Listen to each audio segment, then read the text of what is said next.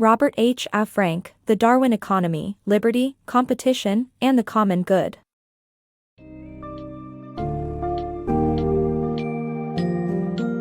In The Darwin Economy, Liberty, Competition, and the Common Good, Robert H. Frank explores the conflict between individual and societal goals. Delving into the history of economic thought and the ideas of Adam Smith and Charles Darwin, Frank reveals the flaws in the invisible hand concept and emphasizes how market competition may benefit some individuals, but not the group overall. The book also highlights the issues of positional and non-positional spending and suggests that implementing a consumption tax may lead to a more prosperous and unified society.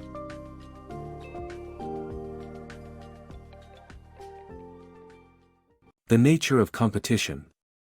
In the face of societal crises in the U.S. such as wage stagnation, income inequality, infrastructure decay, climate change denial, and unemployment, government gridlock continues to obstruct solutions while failing to comprehend a basic understanding of competition. The belief that the government is all problems only worsens the situation as libertarians object to all regulations. Individual and collective interests do not always align, and government intervention is necessary to prevent harm through taxation over regulation, as fewer regulations can still compromise prosperity for everyone. This book exposes the flawed perception of competition and emphasizes the need for good government. Profound lessons from Darwin's theory of competition. The 18th-century philosopher Adam Smith's invisible hand theory suggested that self-interest benefits society. However, naturalist Charles Darwin's observation that what benefits an individual may harm the group contradicts this idea. Economist Thomas Schelling's example of hockey players' attitude towards wearing helmets during play portrays how relative advantages can be detrimental to everyone if everyone chooses it. The human motivation plays a crucial role in economic activities, and people mostly seek monetary rewards for their status, ranking, and purchasing power compared to their peers. This notion is supported by neuroscience, where levels of serotonin, which elevate the mood, increase when perceived local rank improves. Darwin's ideas and observations have real implications for markets that are not absolute and need to consider context and evaluation, along with relative considerations. Government funding, finding the right balance. California's Proposition 13, which established a cap on property taxes, has resulted in unforeseen consequences, leading to the state's inability to support itself. Limiting government funding to reduce waste can inhibit necessary spending and prevent investment in infrastructures, resulting in higher costs and damaged outcomes in the future. Eliminating all government is not a solution, so finding the right funding distribution for the desired government and minimizing waste is crucial.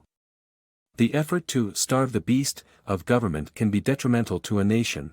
Instead, creating a government that provides the most value for money should be the goal. The current political stasis in the country has prevented vital infrastructure investment and led to cutting corners that will harm municipalities in the future. As such, there is a need to strike a balance between limiting waste and providing essential services for the people. Rethinking societal spending. The book proposes two types of spending, positional and non-positional.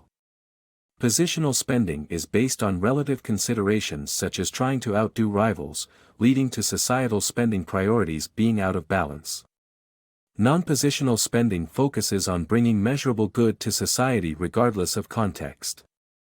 However, people tend to overspend on positional consumption while disregarding non-positional issues such as insurance and workplace safety. The solution proposed in the book is to replace the current progressive income tax with a consumption tax. This would create incentives to cut positional spending and increase savings while raising more revenue. Additionally, it would reset people's keeping up with the Joneses criteria and lead to smaller houses being aspirational. The author argues that the stranglehold of anti-tax rhetoric on American political discourse has made it challenging to discuss infrastructure investments and suggests rethinking societal spending as a whole. Balancing individual and group interests in crafting effective regulations. In our increasingly dense world, regulations are becoming more necessary. However, crafting effective laws requires understanding both how markets work and the difference between individual and group interests. Nobel Prize-winning economist Ronald Coase argued for government managing harm in conflicts by incentivizing both sides to negotiate the least expensive resolution. This idea is not just economical but also moral, based on inflicting the least harm possible. Traditional cost-benefit analysis should be used when considering public policies, including redistributing wealth through tax systems to benefit society as a whole. Such transactional concerns may help society achieve a more efficient market while ensuring that people's economic rights and interests are considered. Rethinking taxation for a better society. A functioning government and competent public sphere are necessary for societal growth, which requires a tax system to fund them. Progressive taxation involving taking more from those who have more can improve economic inequality. Success is not entirely due to talent and hard work, but also luck. A change of preconceptions surrounding taxation is vital for achieving a new tax policy. In today's society, a functioning government and competent public sphere are crucial for societal growth.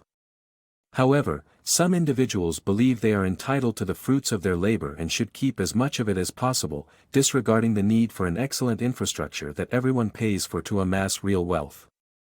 A tax system that funds the public sphere is critical for solving this issue. A progressive taxation system that requires additional money from those who have more can institute improvements that benefit both ends of the economic spectrum. The book suggests that there is a need to rethink the current conception that taxation itself is inherently unfair. Equally erroneous is the notion that individual success is due solely to talent and hard work. Instead, luck and chance play a more significant role than people are willing to admit. Successful people usually enjoy a mixture of luck, talent, and hard work. Changing this preconception surrounding taxation is necessary for achieving a new tax policy that will improve economic inequality. The book demonstrates that a little reduction in after-tax rewards in the winner-take-all labor markets would make other career paths more attractive, ultimately yielding real gains. Trickle-Down Economics Debunked. Real-life data challenges the core principles of trickle-down economics. Higher taxes on small business owners do not prevent them from hiring. Income disparities also do not provide incentives for ambitious people to improve their lives. Lower tax rates for the top earners shape more than income. It prompts talented individuals to join markets that contribute less to the nation's overall long-term economic value. This shift in talent could be prevented by a tax system that realigns the economy for the citizenry's wider good. The book encourages a national conversation on this issue. Additionally, the author argues that the anti-tax zealots stand in the way of enacting a tax policy that could eliminate the risk of catastrophic climate change. Power of taxation for social benefit. Tax penalties for harmful actions can improve society, as seen in reducing emissions and acid rain. Similar proposals for carbon dioxide and other activities could prevent catastrophic changes to the planet's temperature and benefit society. However, a small group's libertarian views impede progress towards this efficient solution. Balancing the needs of modern nations with individual freedom is key to finding the best way to reduce harm to society and increase personal liberty.